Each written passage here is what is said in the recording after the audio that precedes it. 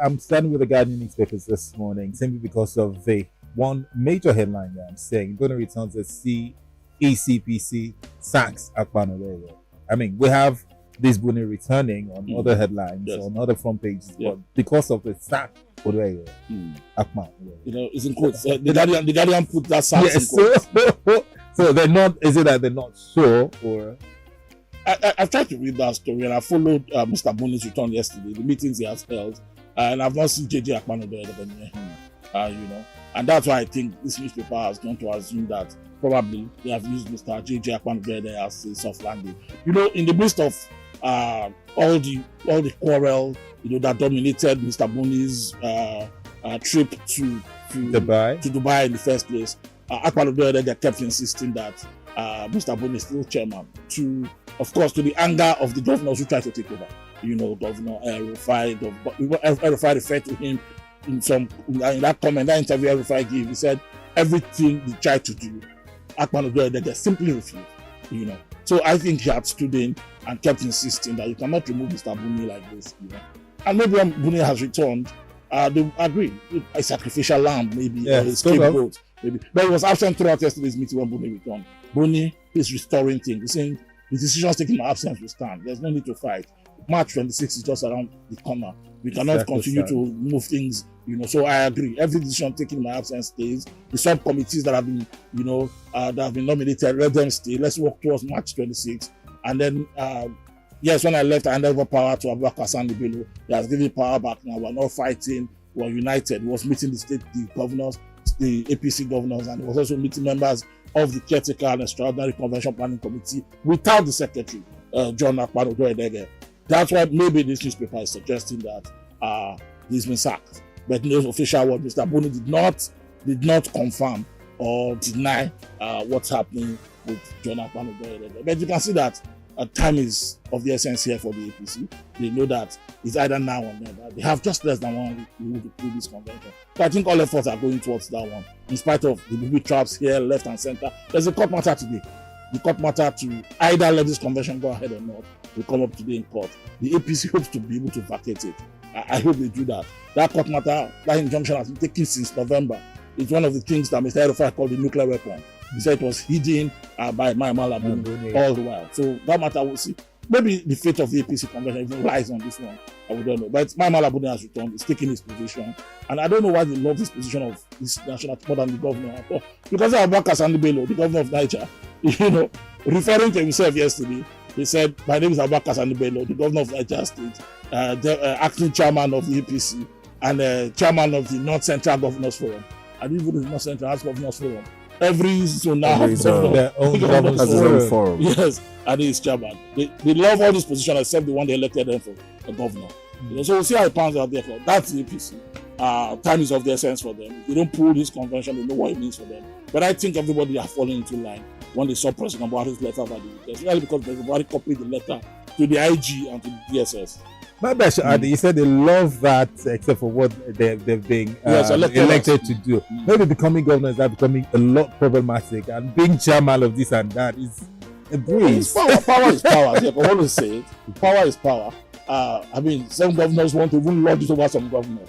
You want to be governor of governors. That's it. That's what Malabuni is enjoying. That's it. When as soon as he was made chairman caretaker committee and asked to arrange the convention for 6 months, for almost 2 years now, it's not been able to, because I think he loves that toga. He loves wearing the toga of I am governor. Yes, I am governor of governors. Like a super governor. Yeah, it's a super governor. Super governor. That's what we have even in the regions. Every region has 5 states put together.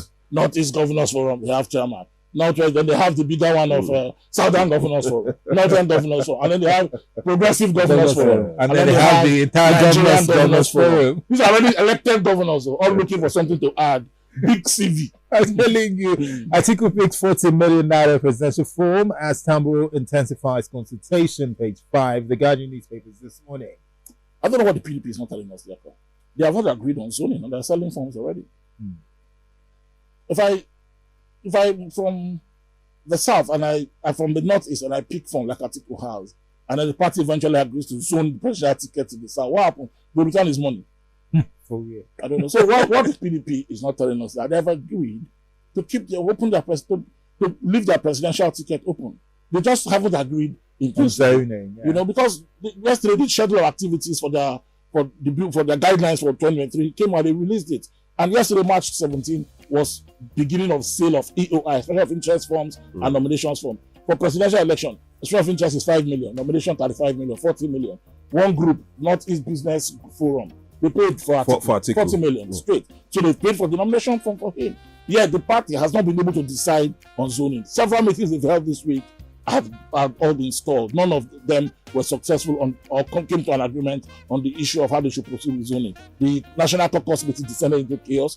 You know, the NET meeting, I don't know if they hold that. The BOT meeting, all of these meetings have not been able to agree that this is how we want to proceed on the matter of zoning. You know, and yet this schedule is already out, and Atiku has thrown the first salvo in it. He's paid for his nomination form.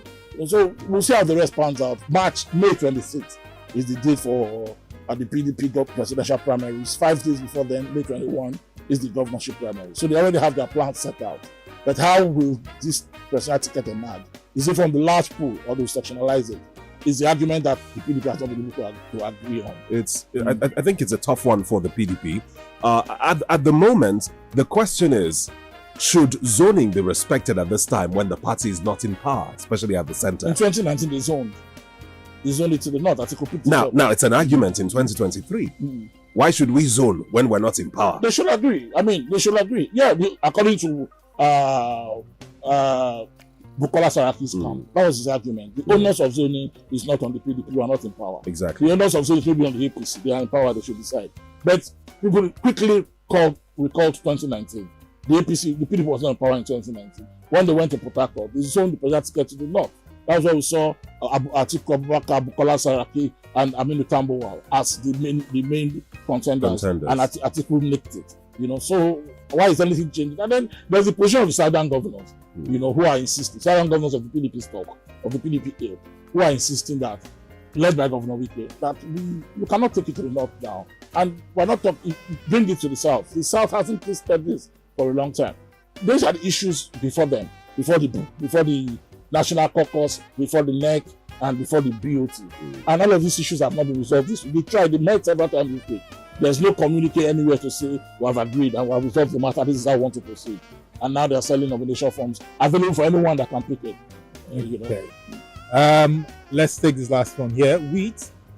Dealing with shortages as Russia-Ukraine conflict raises costs. It's a big story for that's an advertorial. Yeah, it's an advertorial. Oh, it is. Look at it. Okay. Somebody wants to sell you local wheat. No, it's not like that. It's not. It's a big story for it's not. Okay. It's not an advertorial. In color and everything. Yeah, it's not. It's not actually. Well, of course we know that with the war in Ukraine, there's minimal import of wheat and from those countries. They're number 1 and number 5. Yeah. Number 1 and number 5 in terms of wheat export in the world. Yeah. And, with that crisis there, you just kind of you know, various talks about this. Yeah. It's so just a big story for the Guardian. Yeah, people have to look elsewhere. The other day I talked about a journalist who asked Mr. Dangote, you know, Aliko Dangote, that with what's happening in Ukraine, forget agriculture, what impact will this have globally?